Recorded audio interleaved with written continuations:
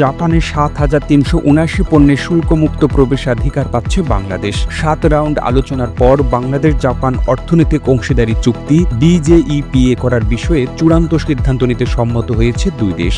গতকাল বাণিজ্য উপদেষ্টা শেখ বশিরউদ্দিন জাপানের পররাষ্ট্রমন্ত্রী মোটেগি তোশিমিৎসুর সঙ্গে টেলিফোনে আলোচনায় অংশ নেন। দুই দেশ যৌথ ঘোষণা দেয়, এই চুক্তি সম্পাদিত হলে প্রথম দিন থেকেই বাংলাদেশ ৭,৩৭৯টি পণ্যে জাপানের বাজারে শুল্কমুক্ত সুবিধা পাবে। অন্যদিকে জাপানও ১,০৩৯টি পণ্যে বাংলাদেশের বাজারে শুল্কমুক্ত সুবিধা পাবে। স্বল্পোন্নত দেশ এলডিসি হিসেবে বাংলাদেশই প্রথম বিশ্বের চতুর্থ বৃহত্তম অর্থনীতির দেশ জাপানের সঙ্গে অর্থনৈতিক অংশীদারি চুক্তি স্বাক্ষর করতে যাচ্ছে।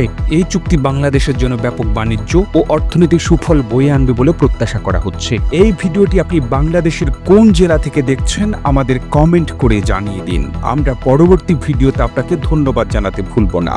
আরও ভিডিও দেখতে বিশ্ব বাংলার পেজটিকে লাইক করুন, কমেন্ট এবং শেয়ার দিয়ে সবাইকে দেখার সুযোগ করে দিন।